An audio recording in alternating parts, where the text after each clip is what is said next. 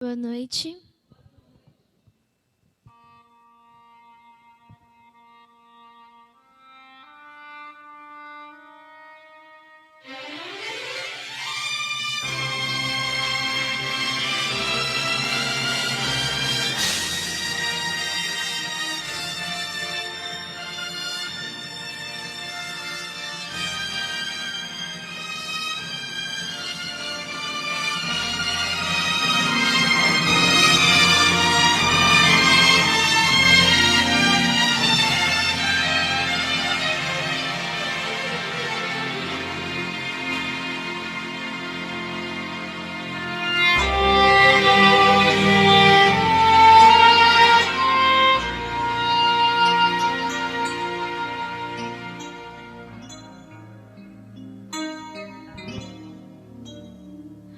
Você que se sente pequeno,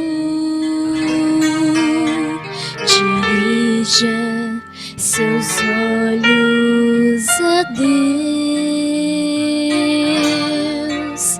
Não deixe que sombras o envolvam.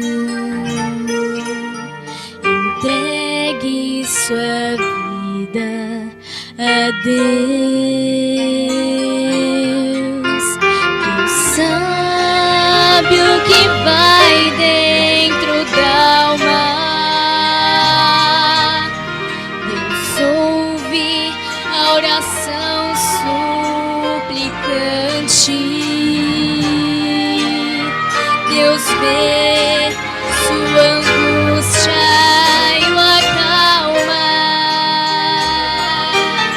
Deus faz de você um gigante. Deus sabe o que vai dentro da alma. Deus ouve a oração suplicante.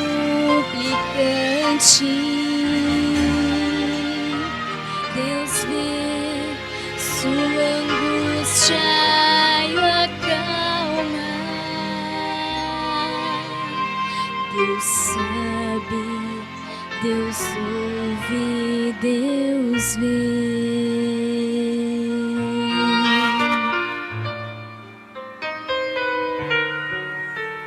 Se a vida levou os castelos que em sonhos você construiu, não dê por vencidos teus planos. Entregue seus planos a Deus. Deus sabe o que vai dentro da alma. Deus ouve a oração suplicante. Deus vê sua angústia e o acalma. Deus faz de você um gigante. Deus sabe o que vai dentro da alma. Deus ouve a oração suplicante. Deus vê sua angústia e o acalma. Deus sabe, Deus ouve, Deus vê.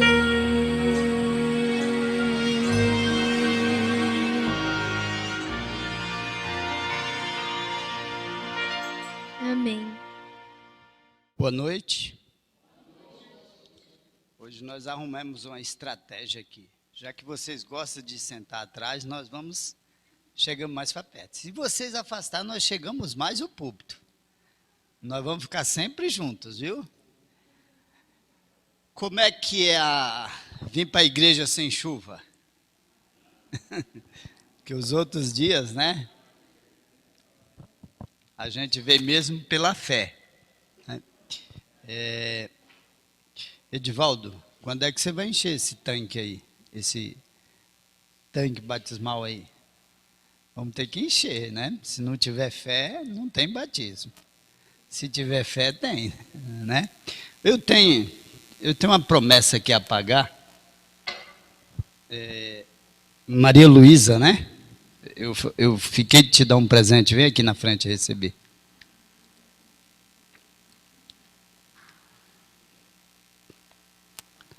Isso. Agora coloca assim na sua frente para matar de inveja esse pessoal aí, né? Coloca só assim, ela abre ele. Encosta aqui. Fica bonito ou não fica? Olha que legal. Bom, minha promessa eu paguei, tá bom? Agora, se você tem uma com Deus, vamos tratar de pagá-la, né? Muito bem. Você conhece alguém que está aí do seu lado, que está nos visitando? Não importa se já veio aqui, cumprimente-o, por favor. Diga, seja bem-vindo em nome de Deus.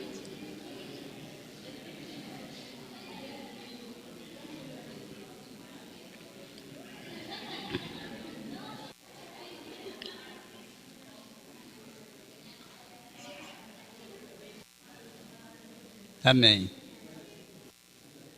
Se bem que eu preferi um abraço, né? Se bem que eu preferia que você se levantasse e desse um abraço nessa visita que está do nosso lado. Por favor, faça isso.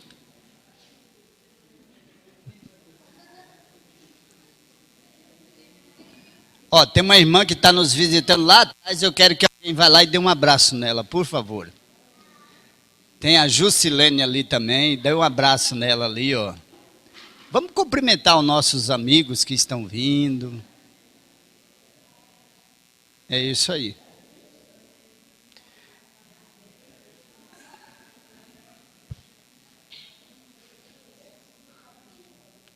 Se eu viesse na igreja e não recebesse assim um abraço mais confortável, eu não voltaria não, viu? Porque o mundo nos abraça, né? Às vezes a gente vai num lugar aí no mundo, a gente é abraçado. Na igreja também. Amém, então. Vamos abrir a palavra de Deus nessa noite? Nós vamos abrir no livro de Lucas. Lucas capítulo 9. Lucas 9, a partir do verso... Na verdade é Lucas 8, a partir do verso 40. Lucas 8, 40.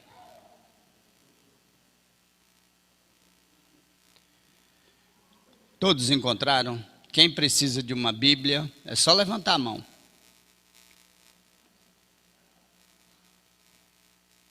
Podemos ler? A leitura diz assim, ó. Ao regressar Jesus, a multidão o recebeu com alegria, porque todos estavam esperando.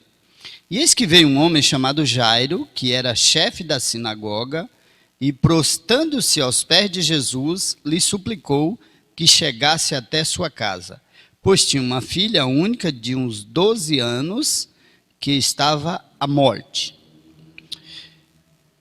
Enquanto ele ia, a multidão o apertava. Certa mulher que havia 12 anos vinha sofrendo de uma hemorragia e a quem ninguém tinha podido curar, e que gastará com os médicos todos os seus haveres. Viera por trás dele e lhe tocou na orla da veste, e logo se lhe estancou a hemorragia. Mas Jesus disse: quem me tocou? Como todos negassem, Pedro, com seus companheiros, disse: mestre, a multidão te aperta e te oprime, e dizes: quem me tocou? Contudo, Jesus insistiu: alguém me tocou, porque senti que de mim saiu poder.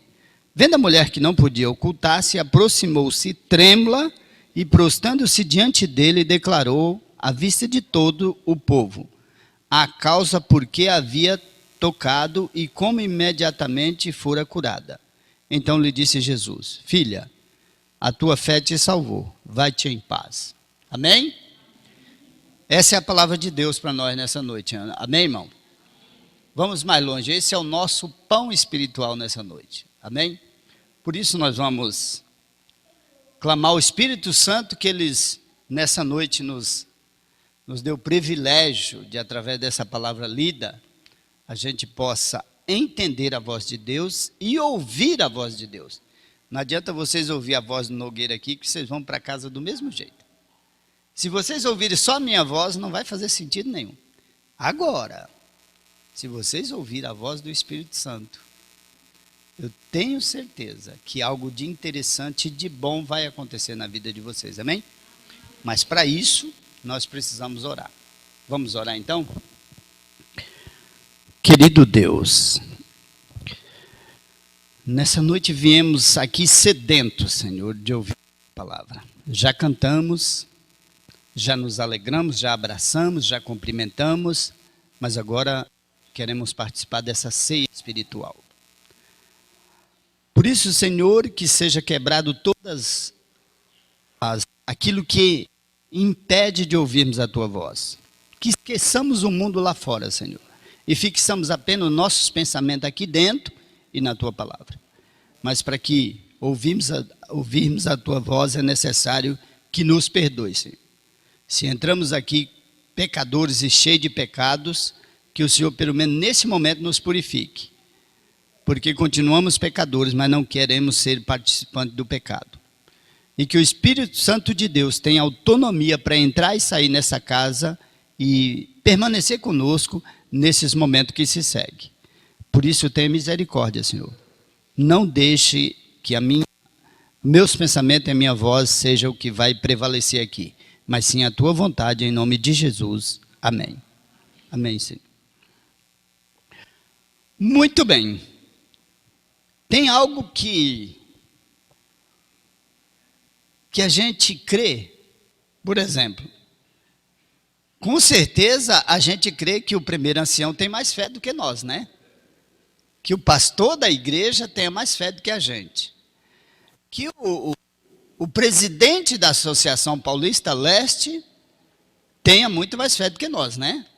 Isso não é uma regra, mas a gente sempre pensa assim. E com Jairo aqui não é diferente, ele era o chefe da sinagoga. Sinagoga, no tempo aqui, é a igreja. Jesus foi, por não ser recebido na sinagoga, ele então deu o nome de igreja. Quando ele chega até Pedro, diz: também te digo que tu és Pedro, e sobre esta pedra edificarei a minha igreja, e as portas do inferno não prevalecerá contra ela. E esse chefe da sinagoga, então ele vai ter Jesus prostrando-se aos pés de Jesus e fazendo um pedido. Um pedido, de certa forma, desesperado.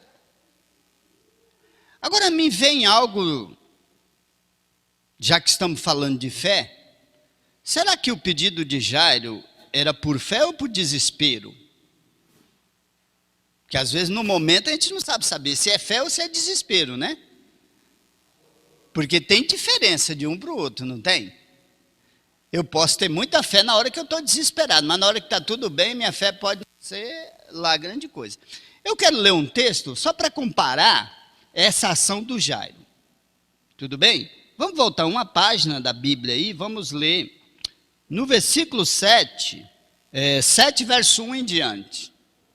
Capítulo 7 de Lucas, do verso 1 em diante. Muito bem, eu acho que está mais fácil e todos encontraram. Aí diz assim, ó. Posso ler? Tendo Jesus concluído todas as suas palavras, dirigiu ao povo e entrou em Cafarnaum. E o servo de um centurião, a quem este muito estimava, estava doente quase à morte. Tendo ouvido falar a respeito de Jesus, enviou-lhe alguns anciãos dos judeus, pedindo-lhe que viesse curar o seu servo. Estes, Jesus, com instância lhe suplicaram, dizendo: ele é digno de que lhe faças isso, porque é amigo do nosso povo, e ele mesmo edificou a sinagoga.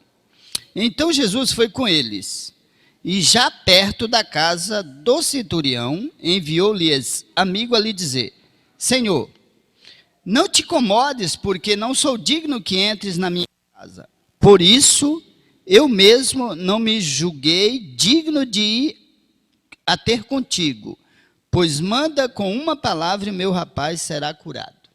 Até aqui tá bom, né? Tem diferença da fé de Jairo? Jairo prostrou aos pés de Jesus, mas pediu que Jesus fosse à sua casa curar a filha. Esse servo do centurião, ele mostra mais fé porque ele diz: Senhor, não precisa. Dá uma ordem aí, minha filha fica curada. Será que, como é a nossa fé, hein? Será que nós temos fé o suficiente, como esse centurião? Não era nem do povo judeu, considerado na época o povo de Deus. Mas ele diz assim: olha, Senhor, não precisa você entrar na minha casa, dá uma ordem.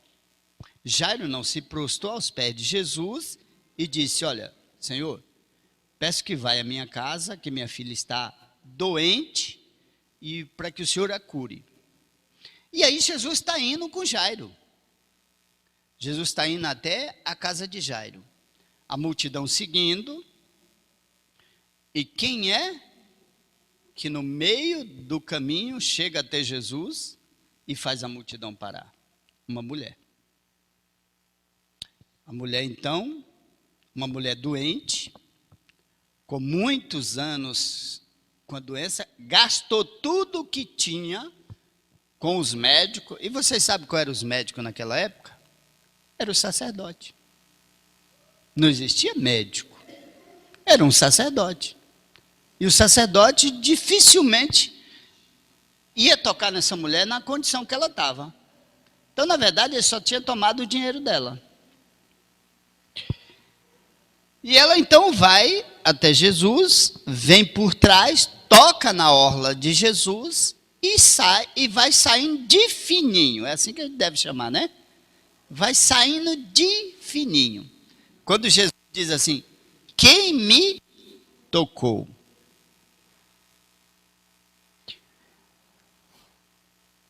Às vezes eu não entendo Jesus assim. E não vou entender nunca. O pensamento de Jesus é infinito, o meu é finito, né? Não vou conseguir entender. Mas tem algumas coisas que eu acho que ele exagera. Porque se alguém vem até ele com a fé da mulher, é tocado e é curado e vai embora, por que não deixar embora? Né? E aí Jesus insiste: quem me tocou? A multidão grande. Pedro, então, agora é quem se manifesta. Pedro diz assim: ó, Senhor, faça-me o favor. O Senhor, numa circunstância como essa, perguntar quem lhe tocou, é brincadeira isso, né? Mas sabe, queridos, o que nós tiramos de lição aqui é que Jesus sabe o que cada um de nós, quando tocamos nele. Jesus, ele não vê multidão, mas ele vê cada um individualmente. Você pode estar numa multidão maior do mundo. Jesus te vê. Eu me lembro que eu estava no Rio de Janeiro, numa cidade, Americano dos Goitacás. Eu estou lá, estou eu e o Pedro Gonçalves fazendo o evangelismo lá. A gente ia trabalhar a semana e o Marcos chegava lá só no sábado. E ali visitando as pessoas que estavam fora da igreja, eu conheci uma jovem empresária de sucesso ali. Ela tinha uma loja no centro, ela tinha uma filial e ela estava montando uma outra loja em uma cidade próxima. Quando eu falei para ela voltar para a igreja, ela riu. Ela falou: você está de brincadeira comigo. Eu falei: não. Nós viemos aqui de São Paulo justamente porque o Espírito Santo quer que você volte. A mãe dela, uma senhora já de idade, com muitos anos, nunca deixou a igreja. E a gente insistiu um pouco com aquela jovem. Eu calculo uma mulher de 28 a 35 anos, no máximo. Mas como empresária e uma pessoa benquista. Para não perdê-la de vez, eu falei: tudo bem, você pensa e na sexta-feira eu volto aqui para você me dar a resposta. Tudo bem? Ela, com muita relutância, aceitou esse desafio. A gente visitou outras pessoas ali dentro da cidade de Americano dos Goitacazes, no Rio de Janeiro. E aquela jovem não me saía do pensamento. A hora que eu marquei, o dia. E eu voltei na sexta-feira. Quando eu voltei na sexta-feira, ela e a mãe dela nos recebeu muito bem. Só morava ela e a mãe dela.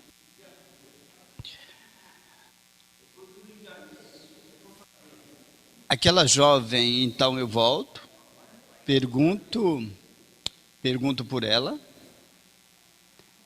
pergunto como ela passou aqueles dias e vou direto ao assunto, direto o que eu fui lá. Antes de me dar a resposta, ela falou assim: eu posso te contar o que me aconteceu nessa semana? Eu falei: sim, pode. Ela disse assim: na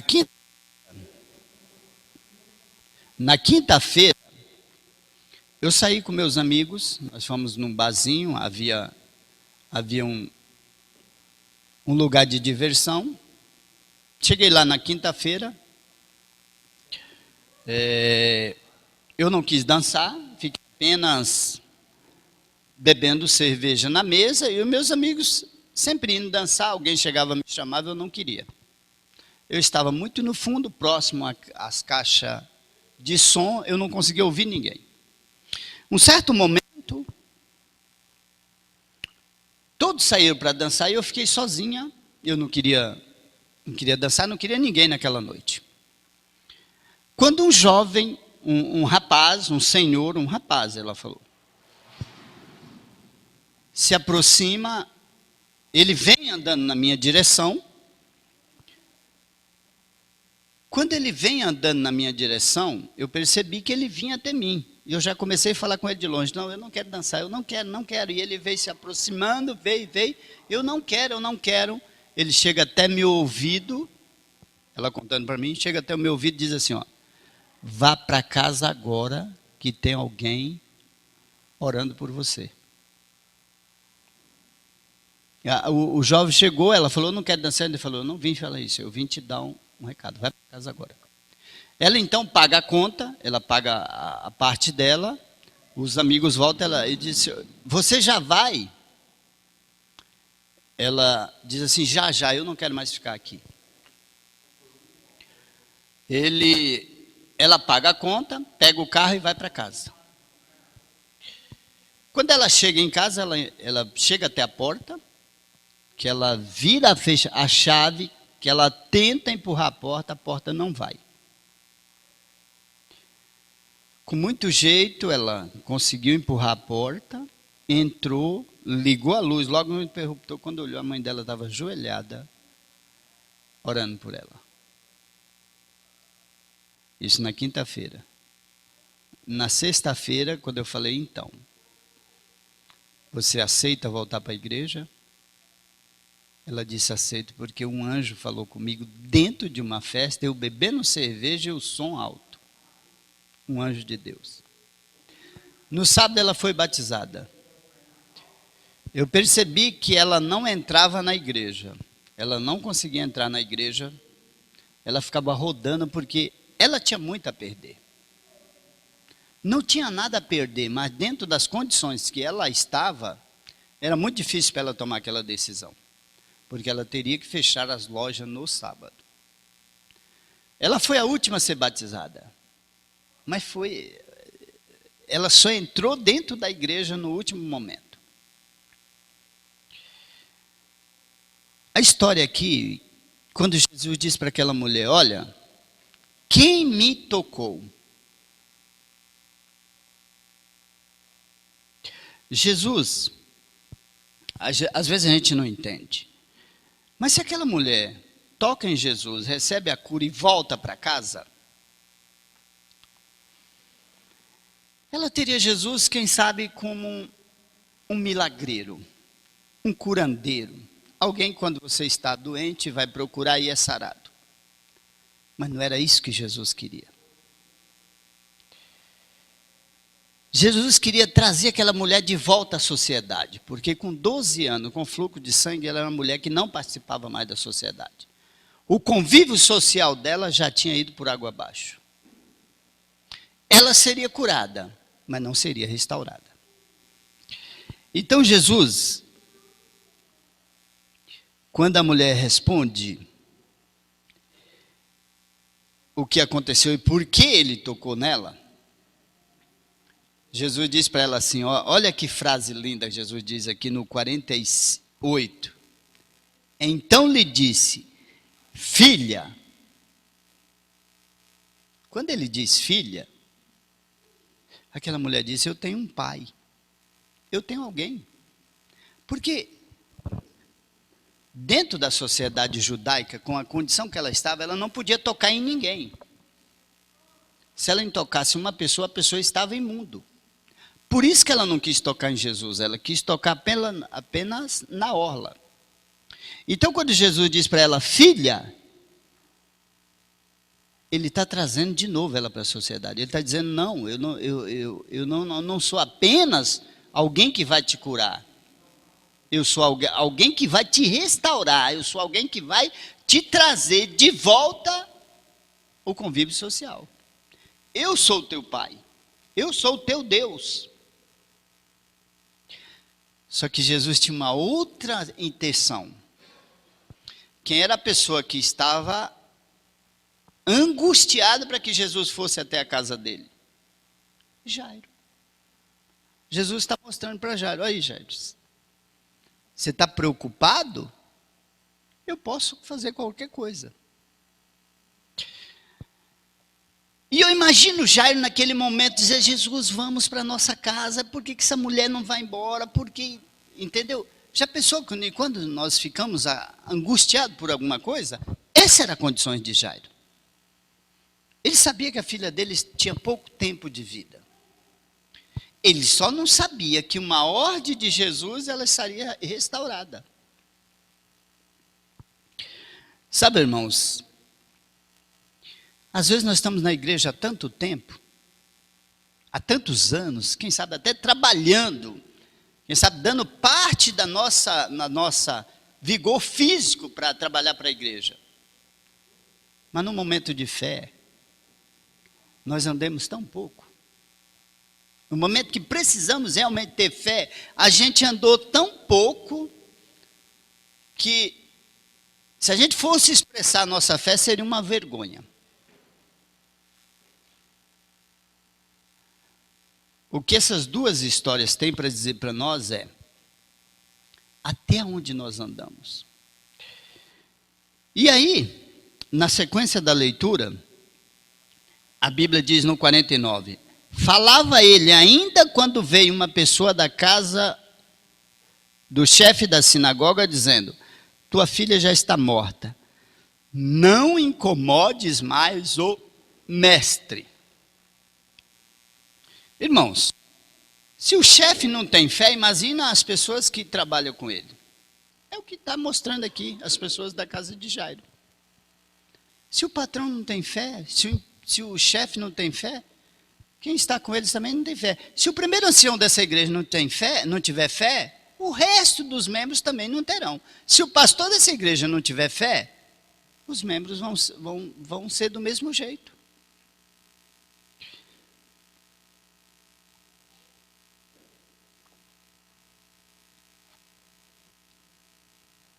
Um outro relato interessante aqui é que para nós a morte é o fim, né? Quando uma pessoa morreu, para nós, acabou. Não é assim? Para Jesus não, a morte é o começo. Para Jesus a morte é o começo de tudo. Agora, como entender isso? Como que para nós a morte é o fim, é como é o estágio final da vida, para Jesus é um começo. Ele ainda diz assim, aqueles que dormiram em Cristo, ele não fala aqueles que morreram em Cristo. Então, quando esse empregado de Jairo chega e diz assim, o 49 ele diz assim, falava ele ainda quando veio uma pessoa da casa do chefe da sinagoga dizendo, tua filha já está morta, não incomodes mais o mestre. Primeira coisa que ele não entendia é que a gente nunca incomoda a Deus. Se tem um ser nesse mundo que ninguém nunca incomoda ele, é Deus. Você pode orar 200 anos, é que você não vai viver 200 anos, né?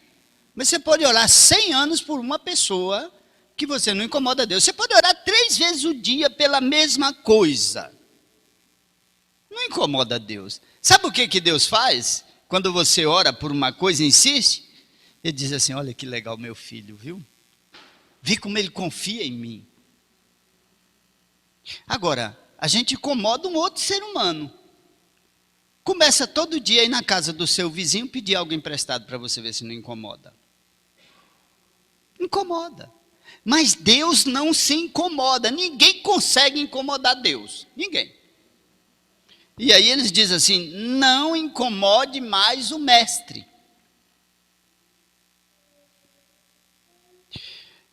Jesus nem dá ligança para isso, Jesus nem ouve essas palavras, ele só diz o seguinte aqui, mas Jesus ouvindo isso lhe disse, não temas, crê somente e ela será salva. Eu imagino Jairo, na hora que ele recebe a notícia, diz assim, nossa, se Jesus tivesse andado um pouquinho mais rápido, minha filha não teria morrido. É assim. Se Jesus não tivesse parado para atender aquela mulher, daria tempo. Sabe o que fica claro para nós, irmãos? É que o tempo de Deus não é o nosso. A gente tem o nosso tempo, mas o tempo de Deus não é o nosso. E o nosso tempo, às vezes, é que nos prejudica. Se Jairo prestasse atenção naquela mulher que apenas tocou em Jesus, ele dizia no seu coração, nossa, vou ficar tranquilo. Aconteça o que acontecer, Jesus chega lá em casa, resolve tudo. Não. Ele está aflito. Ele está agoniado, como diz o outro. Bom, tendo chegado à casa, a ninguém permitiu que entrasse com ele, senão Pedro, João e Tiago. E bem assim o pai e a mãe da menina. Eu imagino Jesus chegando naquela casa e dizendo assim, olha, a menina não morreu. E as pessoas dizendo, não morreu. Nós vimos que ela morreu. Sabe, irmãos, quando é que nós morremos? É quando nós morremos sem Cristo. Aí sim morremos de verdade. Mas se dormirmos com Cristo, a morte não é o fim, é o começo da eternidade. Por isso que Jesus está dizendo aqui, a menina não está morta.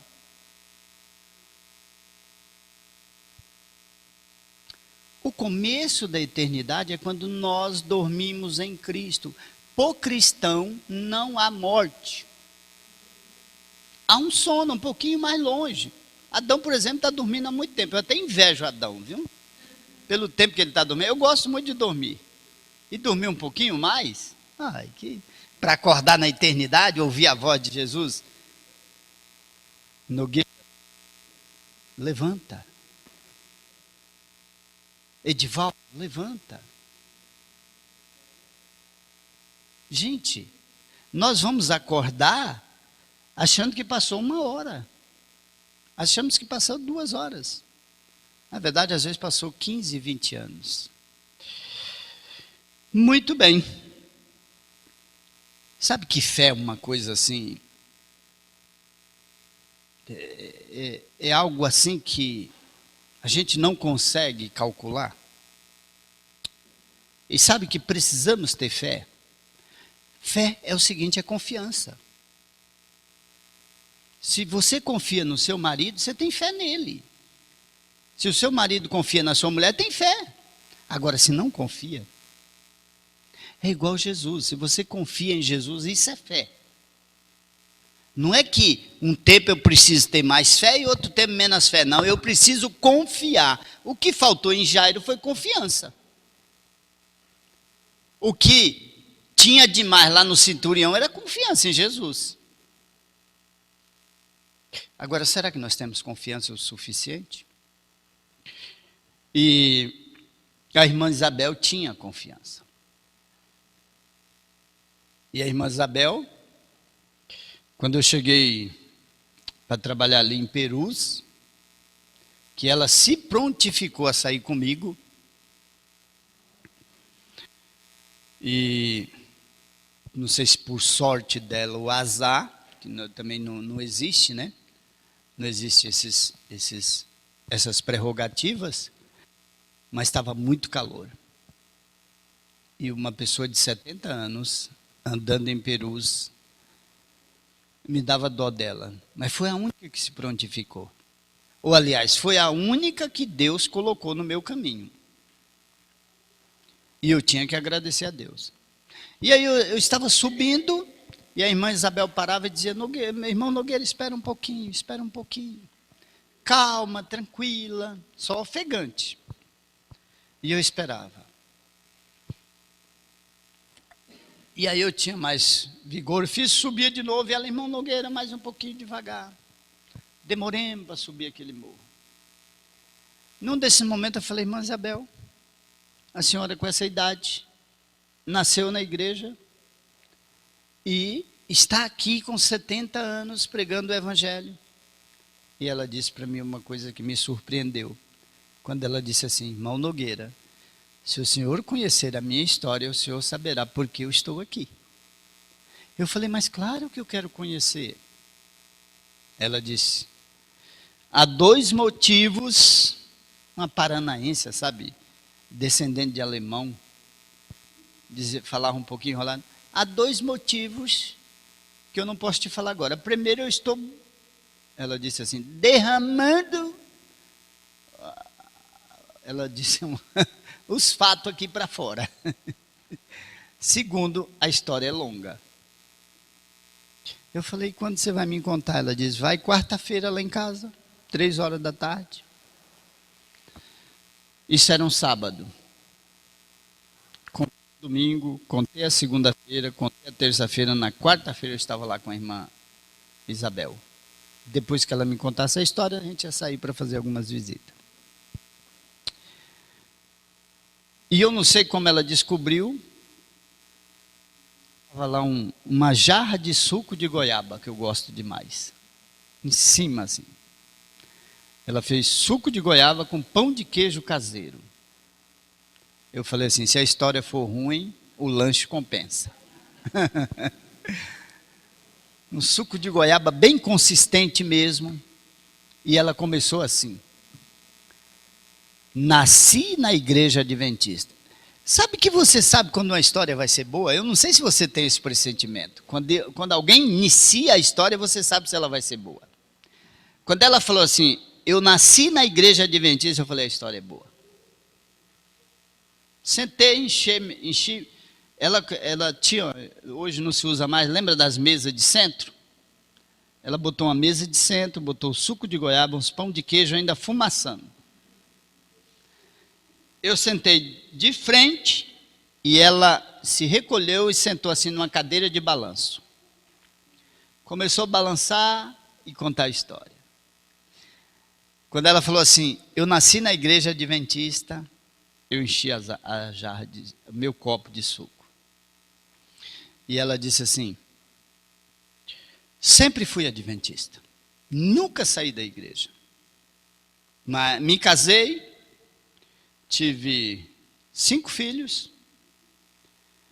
Quando o último filho tinha 2 anos, meu pai adoeceu, ficou de cama e eu comecei a cuidar do meu pai.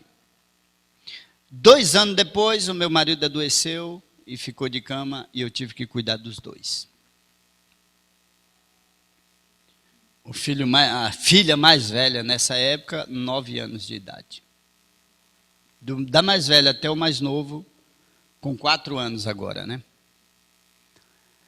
E ela disse assim: fui cuidando do meu pai e aquilo que a gente tinha de posse foi se indo, porque agora era o pai e o marido. Foi acabando. Ele não tinha muito, mas foi acabando. E ela está falando de acabar o quê? Roupa, sapato, móveis, foi acabando tudo, né? E ela disse assim: irmão Nogueira, eu não conto as vezes que eu dividi um ovo para 8 pessoas.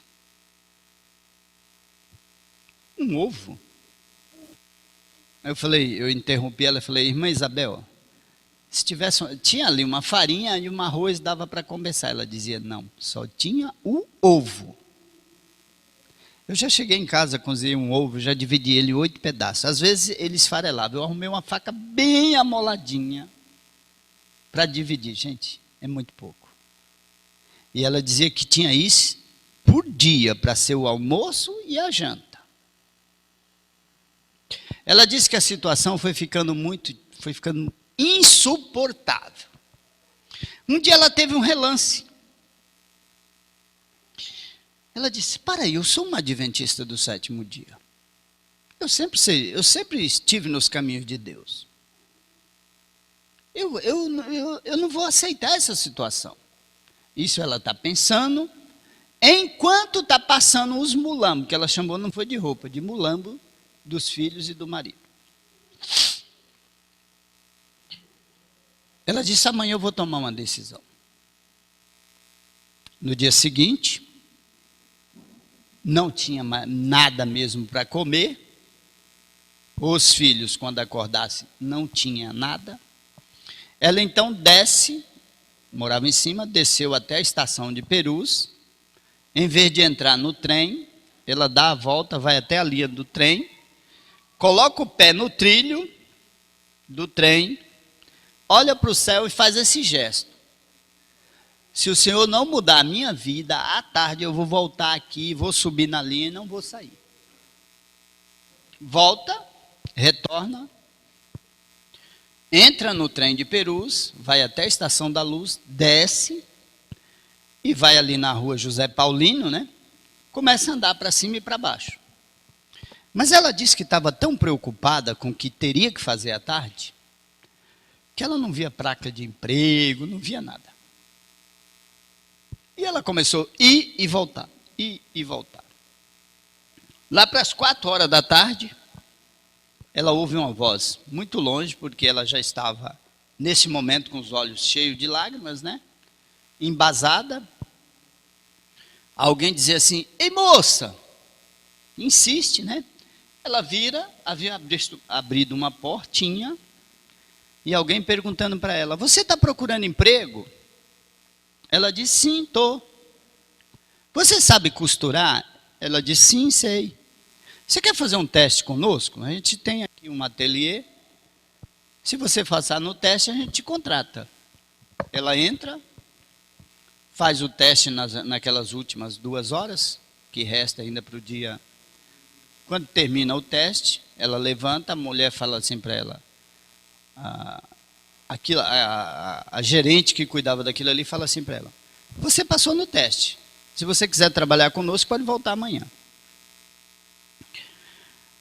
A irmã Isabel, então, agora muito alegre, muito contente, ela abre a porta para sair, quando a gerente diz assim para ela, e ela disse que a gerente fez isso porque percebeu que a roupa dela estava A melhor que ela tinha ainda estava muito surrada. Muito. Disse assim: moça, você quer levar os pães que sobram aqui para casa? Ela disse: quero. Ela juntou todos aqueles pães que os empregados não comeram no café da manhã, colocou na sacola e deu para ela. Ela vai sair, abre a porta uma segunda vez, a gerente disse: ô moça, você não quer levar as carnes também, que às vezes fica congelada aí, gela demais, a gente nem come? Ela: quero. Ela foi lá e arrancou um monte de carnes, deu para ela uma segunda sacola. Ela abre a porta pela uma terceira vez, ela disse: você não quer as roupas que fica com defeito aqui, que a gente não... Vocês já estão rindo da benção, né? Benção maior vai vir. Deus, quando tem uma benção para a gente, não é pequena, não. Junta aquela sacola de roupa, então, ali, com defeito. Ela não falou se era blusa, vestido ou o que era, mas juntou. E a irmã Isabel, agora com 3 sacolas, abre a porta, ela sai até a rua, ela sente a porta fechar atrás dela, e ela agora toma a direção ao trem da luz para voltar para Perus. Foi quando ela percebeu que ela estava com muitos dias sem comer. Ela não lembra quantos dias, mas ela fala que estava com muitos dias sem comer. Porque o que entrava ela dava para os filhos e para o pai e para o marido. Ela vai desmaiar então, deu um branco, ela vai cair. Ela percebeu que chegou um homem de terno, gravata, muito bem vestido, barbeado, penteado. As mulheres prestam atenção nesses detalhes, né? Os homens não. Ampara ela. Dá-lhe um segundo, ela volta a si e ela ouve uma voz dizer assim: eu posso te ajudar? Ela não fala nada. Ela olha para ela, vê o estado que ela está vestida, olha para aquele senhor, impecável. Ela só se dirigiu e aquele senhor pega as 3 sacolas também e vai até ela, até a linha, até o trem. Agora ela percebe que ela só tinha dinheiro para vir, não tem para voltar. E ela vai no restante do caminho preocupada como vai fazer. Aquele senhor se dirige até a catraca, até a bilheteria, compra para ele e para ela, entra no trem, senta ela, coloca a sacola próximo dela. Mas deixa eu dizer uma coisa para vocês. Vocês já pegaram o trem para Francisco Morato 6 para 7 horas da tarde? Tem lugar para sentar? Não tem lugar para entrar. Eu já peguei várias vezes. E como ela sentou? Ela senta, está com o semblante baixo, as vistas baixas. E ela disse: eu nem agradeci o Senhor que me ajudou, que pagou a minha passagem. Ela levanta então os olhos, no meio da multidão, procura ali, não consegue ver aquele senhor que a ajudou. E ela começa a pensar assim: mas como eu sentei aqui? Um trem desse jeito não dá nem para andar. Foi quando ela percebeu que a mulher que estava do lado dela tinha brigado com o namorado ou com o marido e tinha chutado ele sentou no chão. E ela entrou bem no meio da briga, né? Claro que Deus não fez eles brigar, ali foi o destino, né? Quando ela chega em Perus, que o trem para, que ela vai levantar, o Senhor chega de novo, pega as sacolas, desce com ela, passam a catraca, sai da estação. Primeiro ônibus que vai passando, ele dá sinal, paga a passagem para ele e para ela, senta no ônibus e agora ela fica de olho. Ele passa a catraca, vai até o fundo e desce no primeiro ponto. Ele desce. Ela está falando quando o ônibus descia pela frente. Vocês se lembram disso? Que não descia pelo fundo, não sei aqui em São Paulo, mas lá em Perus, primeiro descia pela frente. Então agora, aquele senhor desce, E ela vai até a janela agora para ver.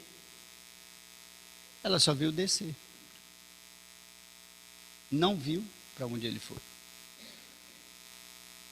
Ela termina a história, tem mais alguns detalhes, mas ela termina a história dizendo assim: foi o meu anjo, andou comigo 2 anos.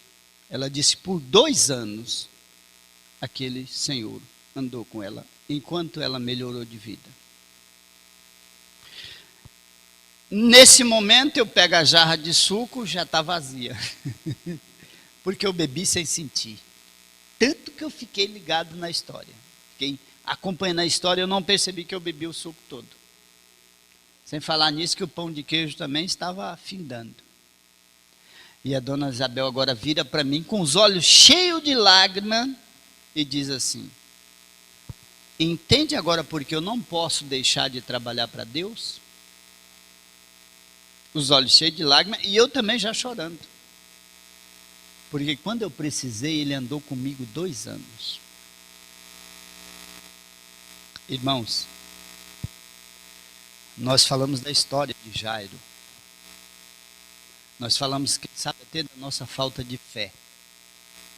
Se precisar, Deus anda contigo. Não tenha dúvida. Nós temos um Deus que quer habitar conosco. Olha, é que o inimigo faz com que a nossa fé seja vacilante. Mas se você precisar de Deus, fique tranquila que Ele vem. E a dona Isabel termina a história dizendo assim: eu quero ver de novo a face do meu anjo. Ela disse, irmão Nogueira, toda noite o meu sonho é ver novamente a face do meu anjo. A irmã Isabel agora é uma mulher aposentada, era na época que eu conheci, casas de aluguel, o marido já havia morrido, o esposo também, bem, financeiramente estava bem. Mas ela disse que daria tudo para ver o anjo novamente. Irmãos, nessa noite, saia daqui confiando nesse Deus. Esquece que você tem fé, precisa ter confiança. É na hora que a gente está desempregado, precisa ter confiança. É na hora que a gente está doente, precisa ter confiança. Porque a gente fala, eu quero ter fé. Fé, não. Se você confiar em alguém, já é fé. Entendeu? É na hora que você precisa, quem sabe, sair de um emprego por causa do sábado. Tu acha que Deus vai te deixar? Não vai. Deus vai fazer qualquer coisa. Deus esvazia o céu para vir aqui por uma pessoa. Por uma. Sabe por que nós estamos aqui hoje? Porque nós confiamos em Deus. Se nós não confiássemos, nós não estávamos aqui. É que tem um inimigo aí que na hora ele fala na nossa mente, não vai dar certo, não faça isso.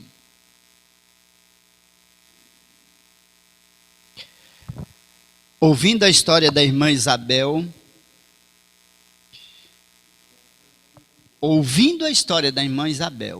a minha confiança em Deus cresceu naquele dia, não sei quantos %. Mas eu saí daquela casa, naquele dia, muito diferente do que eu entrei ali. Sabe aquele dia que você fala, agora vai. Eu saí daquele jeito. Aquele dia, se eu tivesse que orar para alguém ressuscitar, eu não duvidava. Eu iria orar. Porque a irmã Isabel me passou muita confiança. Amém? Você vai cantar de novo? Tá bom, vai se preparando aí. Eu queria que quando ela estivesse cantando, quando ela estivesse louvando, eu queria que você nessa noite fizesse um voto a Deus e se colocasse de pé. Mas um voto só seu e Deus.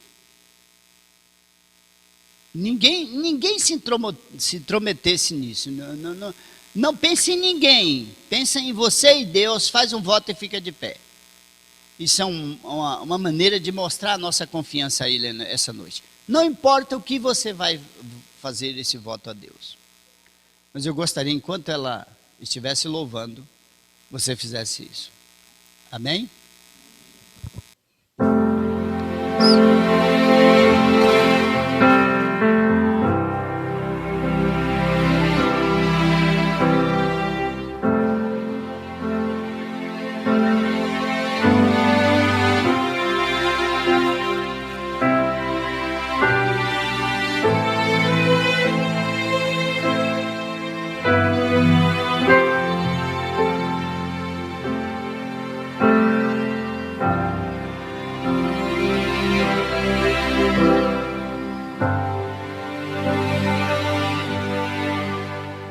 Eu quero sempre estar diante de tua face. Eu quero adorar tua glória soberana diante do altar. Eu quero sempre estar. Eu quero me envolver, Senhor, em teus planos. Usa-me, usa-me, Senhor, eis-me aqui. Eis-me aqui, Senhor. Eu quero mergulhar nos rios do teu coração. Eu quero mergulhar nos rios do teu coração.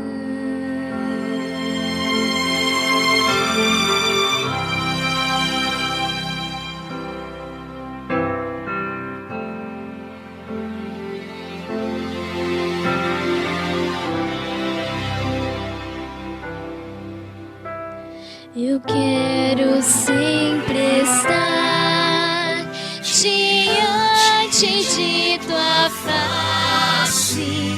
Eu quero adorar tua glória soberana diante do altar. Eu quero sempre estar. Eu quero me envolver, Senhor, em teus planos.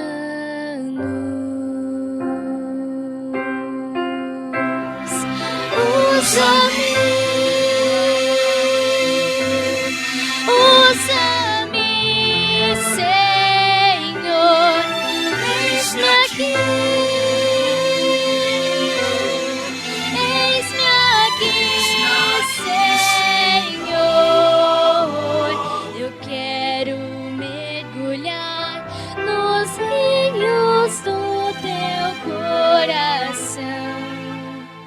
Eu quero mergulhar nos rios do teu coração.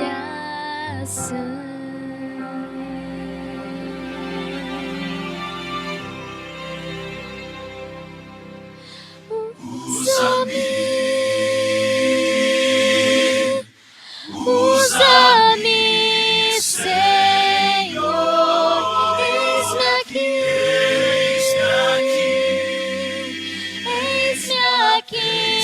Senhor, eu quero mergulhar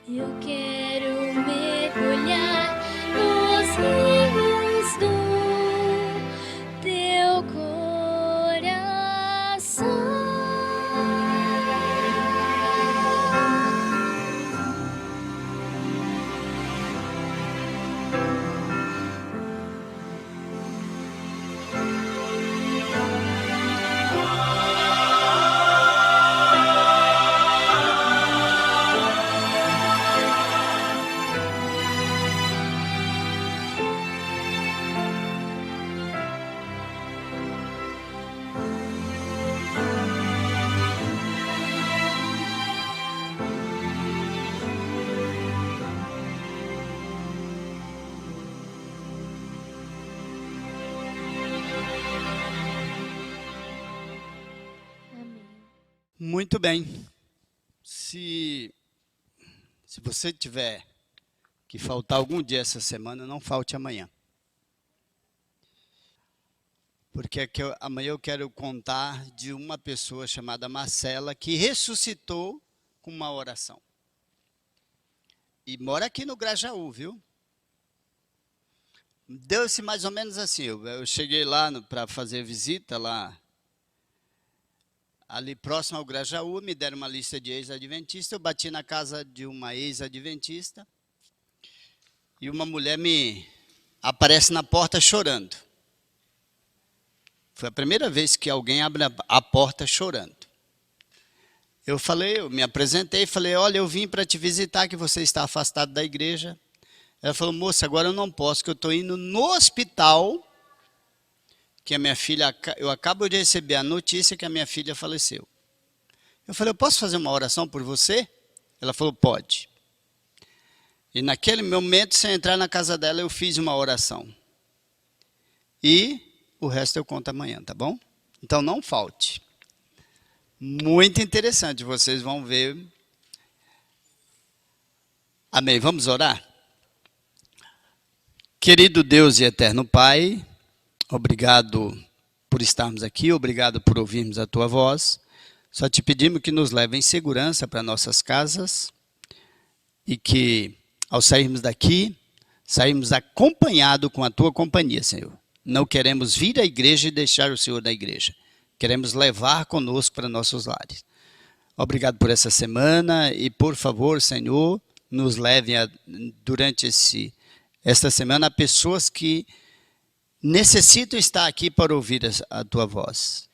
Que o Senhor nos conduza a elas e nos dê uma noite de descanso e um despertar com vida. É o que eu te peço em nome de Jesus. Amém. Amém.